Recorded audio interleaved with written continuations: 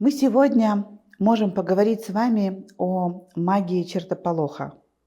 Почему чертополоха? Мы сейчас об этом говорим, почему. Но давайте начнем вообще с понимания, что такое магия. Давайте согласимся с тем, что все на свете есть божественное присутствие. Мне кажется, это очень простая мысль, которая может проникнуть в ваше сознание и там хорошо укрепиться. И все на свете это какие-то качества Бога, какие-то состояния, какие-то характеристики, потому что божественное слишком большое, и не можем ни мы, ни растения, ни животное обладать всеми качествами. И вот, когда мы говорим о магии, например, о магии чертополоха, мы говорим о том, что в этом растении присутствует некая присущая ему божественная сила, которая проявляется как, и вот дальше это становится магией. Люди, которые занимаются магией, они могут быть очень невежественными или могут быть очень осознанными. Но у этих людей есть способность проникать во внутреннюю суть какого-то предмета или какого-то явления, растения, животного, амулета, понимать, какую силу этот амулет или это растение транслирует, и усиливать эту трансляцию своими способностями. Может ли это делать любой человек? Я убеждена, что может. Объясню почему. Мы с вами берем растение чертополох. Мы с вами уже знаем, что со старославянского чертополох — это тот, кто наводит полоху, то есть наводит шороху чертям. Это растение испокон веков использовали наши предки, использовали в разных странах, в разных народах для того, чтобы из дома, из офиса, из помещения изгонять какую-то нечисть. Что такое нечисть? Это какие-то низкочастотные вибрации, некие мыслеформы, которые повисают в каком-то месте, создавая плохую энергию этого места, заставляя людей болеть или ссориться, или чувствовать себя неуверенно. Природу такой нечисти мы не будем с вами сегодня обсуждать в этом разговоре, но когда-то где-то с удовольствием об этом еще поговорю.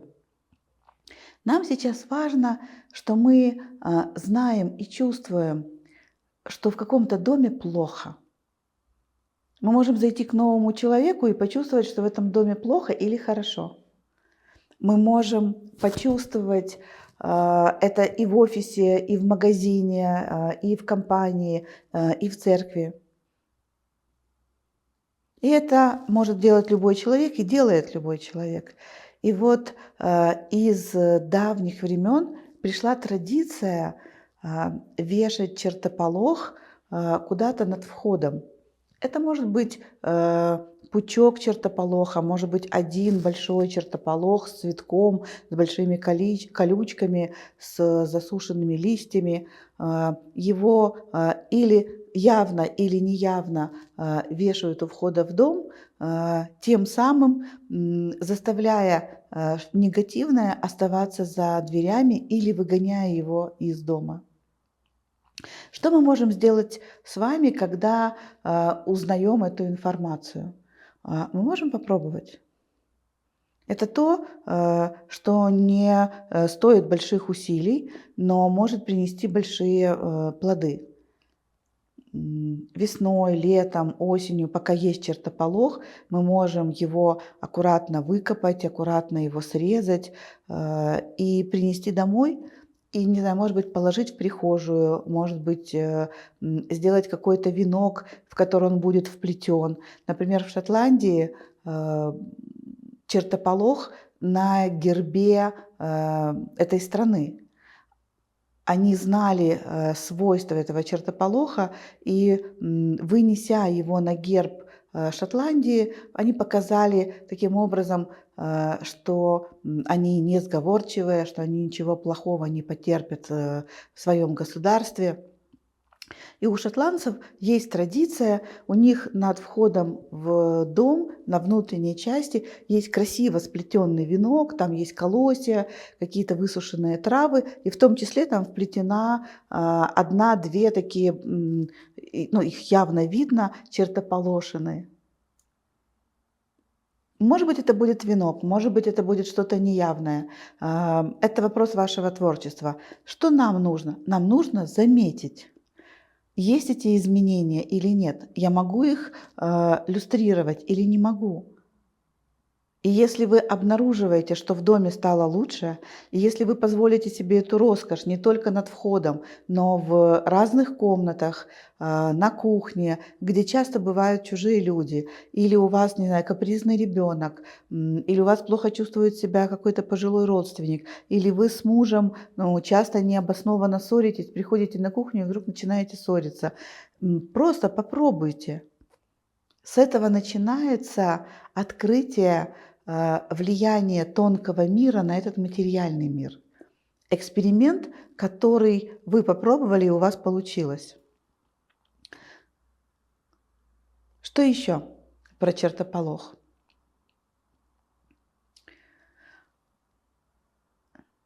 Испокон веков чертополох сажали на кладбище. Когда умирали маги, колдуны, ведьмы, их сажали на могилах этих людей, думая или, не могу сказать, насколько это объективно, чтобы эти души не возвращались в мир живых, чтобы они не влияли на мир живых, и чтобы они не попали в преисподнюю, когда эти души покинули земной план. Вы мне скажете: так, и что нам с этой информацией делать? Попробуйте, если у вас есть приусадебный участок или частный дом, попробуйте на углах своего участка высадить чертополох. Тут большого ума не надо, это может быть, он как бурьян растет, но это может быть ваше творчество, как вы соединили чертополох с какой-то культурной традицией своего сада или своего огорода или своего розария. Вы сможете увидеть нечто необычно сильное. Люди, которые так поступали, причем я не отношусь сама к этим людям, я была только та, которая это сказала и забыла. Но люди, которые поступали таким образом и высаживали этот чертополох, потом в этом саду, на этом огороде, на этом участке было абсолютно заметно, лучше росли цветы, больше приходило людей туда отдыхать, люди чувствовали себя лучше. Может быть, потому что живой чертополох обладает большими силами, чем тот, который мы выкопали и срезали. Но, скорее всего, в этом заключается его эффект. Но гарантированно, что здесь эффекта было намного больше. Что мы с вами сейчас делаем? О чем мы с вами говорим? Мы, современные люди, живущие в 21 веке, говорим о магии чертополоха, как будто мы находимся в каком-то глубоком средневековье. Мы с вами возвращаем утерянные знания, возвращаем в свою жизнь для того, чтобы очень не торопясь, как бы так сказать, неспешно открыть для себя, как тонкий мир влияет на материальный. Это важно? Важно. Особенно это важно знать женщинам. Женщины связаны с этим тонким миром, они все время плетут вот эту нитку судьбы себя, своих детей, своих мужей, своего дома, бизнеса. И было бы здорово, если бы женщины знали и понимали, что вот эти их тонкие необъяснимые чувства, если к ним научиться прислушиваться, если их научиться принимать всерьез, это не что-то выдуманное, не что-то неразумное, а это голос женской чуйки, которая предлагает, советует, учит, что может сделать женщина, ну и, собственно, любой человек для того, чтобы улучшить свою жизнь. Приведу еще пару примеров о чертополохе. Я разговаривала с очень милым человеком.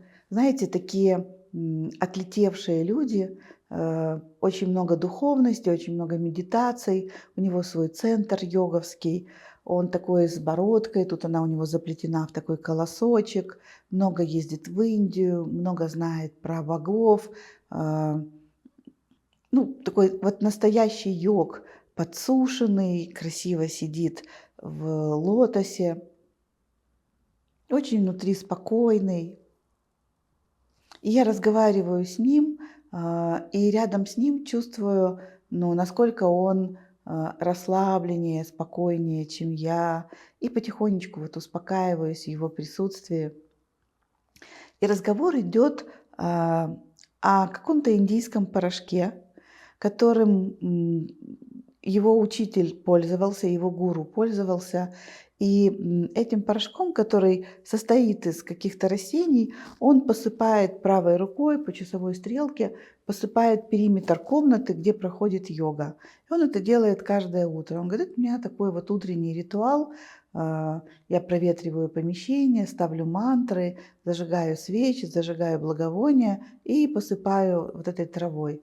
Я говорю, а что это за трава? Он говорит, знаешь, там есть несколько ингредиентов, но главный ингредиент – это растение такое-то, такое-то. На санскрите оно называется так-то, так-то, но по-русски это чертополох. Я говорю, слушай, как интересно, я знаю про чертополох, и что вот он выводит нечисть. Он говорит, у меня мой учитель говорил, похожее. Он говорил, что он повышает уровень сознания человека, что человек уходит из злобы, из гнева, из ненависти и из уныния, когда пространство по периметру посыпано вот этим порошком.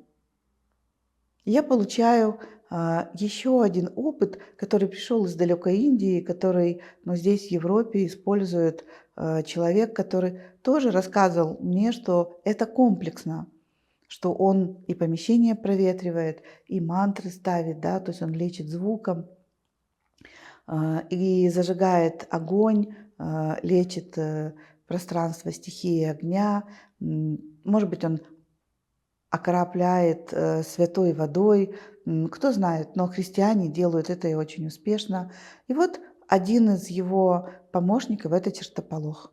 Почему бы не попробовать? Что мешает это сделать? Скепсис.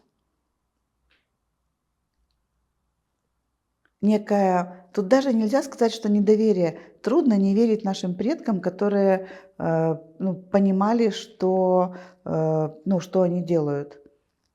Сегодня, в 21 веке, все растения, которыми пользовались наши предки, их переоткрыла современная медицина и пользуются где-то просто напрямую высушивая, таблетируя как ножпу, где-то смешивая с какими-то животными экстрактами, где-то добавляя химические ингредиенты. Но в основе практически всего лечения сегодня, мы с вами знаем, лежит свойство растений.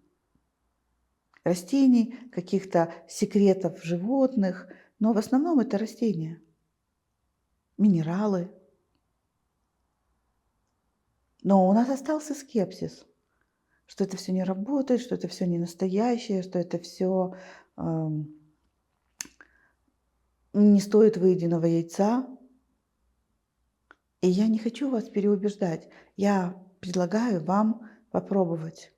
Я сама тот человек, который из глубочайшего скепсиса перешел в глубочайшую веру. Как? Я попробовала и увидела. Я не тот человек, который все принимал на веру и принимает. Мне нужно реально увидеть, почувствовать, ощутить. Особенно это интересно, когда нету принципа плацебо. Хорошо повесить или положить растение чертополох и ходить по квартире и уговаривать себя, ну вот-вот стало лучше. А очень здорово положить его тайно, никому в доме не рассказывая, в разных комнатах, и увидеть, что люди другие, кто в этом был, кто не участвовал, что другие люди стали себя лучше вести, лучше чувствовать, что улучшилась атмосфера, улучшилось здоровье, улучшились отношения. Понаблюдать за этим. Вы уже не сможете, конечно, забыть, что вы положили чертополох, но вы можете быть наблюдателем и видеть, ну, что происходит с другими людьми, которые не в курсе. Это интересно. Попробовать это. Знаю ли я только про чертополох? Нет. Я знаю про магию специй, я знаю про магию любви, я знаю про сексуальную магию, но принцип один и тот же. Подписывайтесь на мой канал, смотрите мои видео, ищите темы про магию. Я умею об этом рассказывать, и я умею этим пользоваться. И при этом я абсолютно современный человек, который или которая понимает, что за этим стоит, ну, божественное. Если вам будет интересно узнать про магию специй, про магию афродизиаков, про магию растений, минералов, камней, мест силы, про магию ароматов, напишите мне здесь в комментариях, что конкретно вам интересно, и я с удовольствием сниму видео и расскажу вам. Если вам понравилось это видео, не забудьте поставить лайк. Это очень важно для меня. И подпишитесь на мой канал. Каждую неделю выходит 2-3 новых видео, и вы всегда можете быть в курсе всех новинок. И уверена, ваша жизнь будет меняться к лучшему.